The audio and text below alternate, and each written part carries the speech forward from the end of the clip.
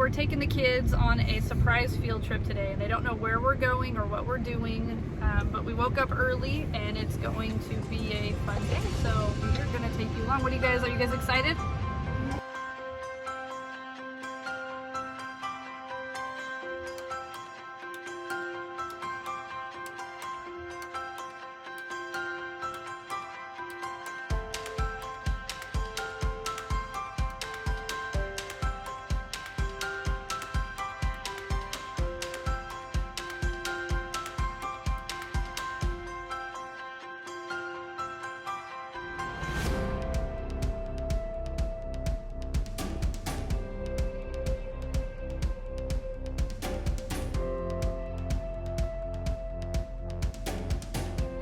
Scientists know everything, right?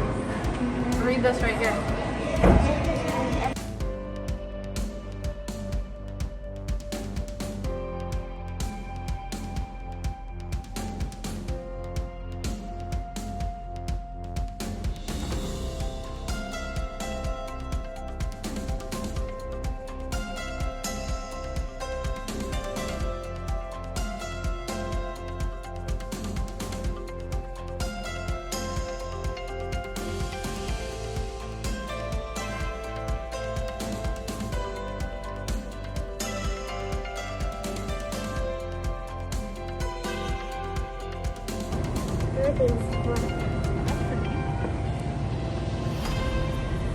That's cool.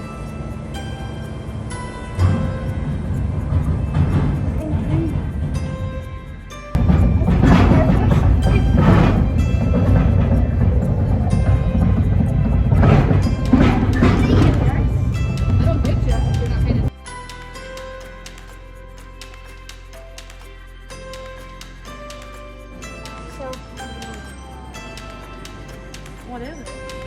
It's actually Pyrite concrete.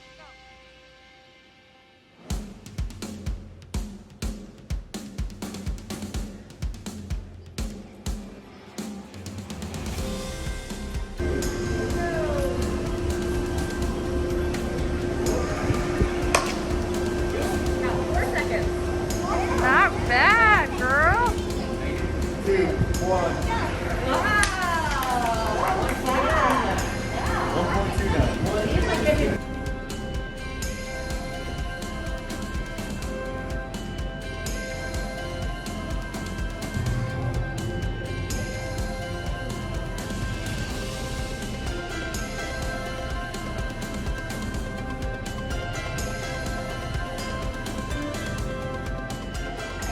There you go, buddy. Stick to the tree. Turn. So the Perot Museum of Nature and Science was just an awesome day. It's if you've never been there, it's in Dallas, Texas, and they have like 5 floors of fun. It's awesome. Straight fun. We took the kids there. They had no clue that that's where we were going, but our friends Dustin and Lindsay, they told us about it. We all went together and we made it a homeschool field trip.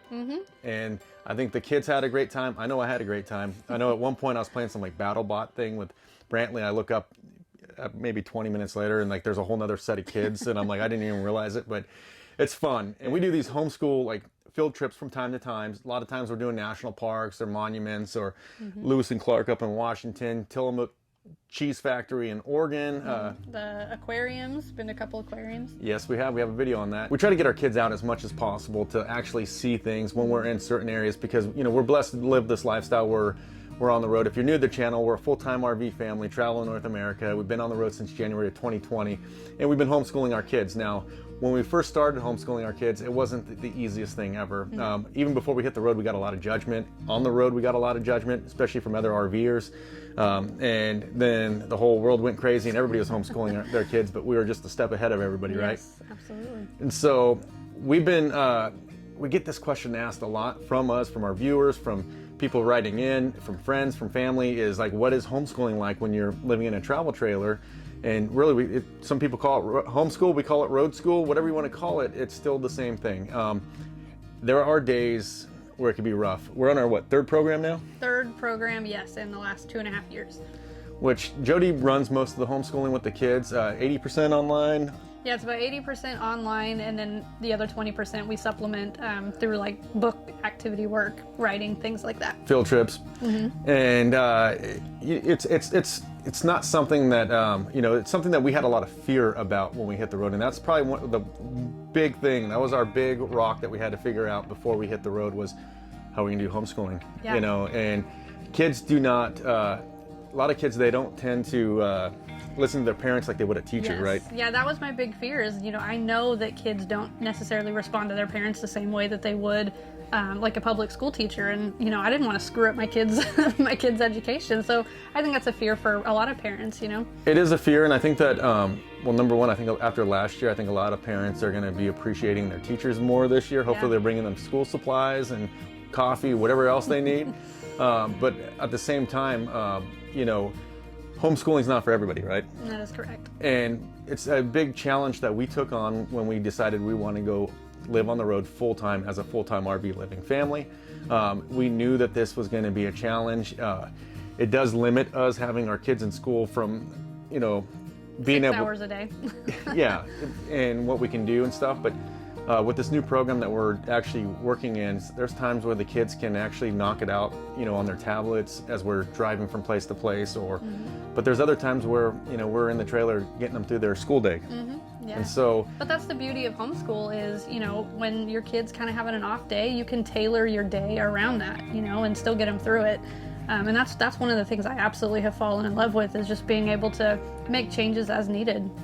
and she does, and we're very adaptable on our schedule when it comes to the children. I'm not gonna lie, like I absolutely love the fact that we're homeschooling the kids.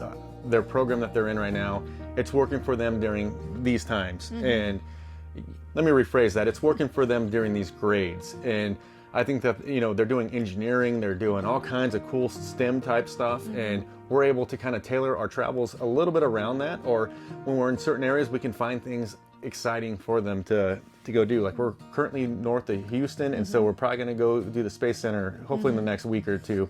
Yeah, and our son is really into engineering type stuff, so I think he's looking forward to that.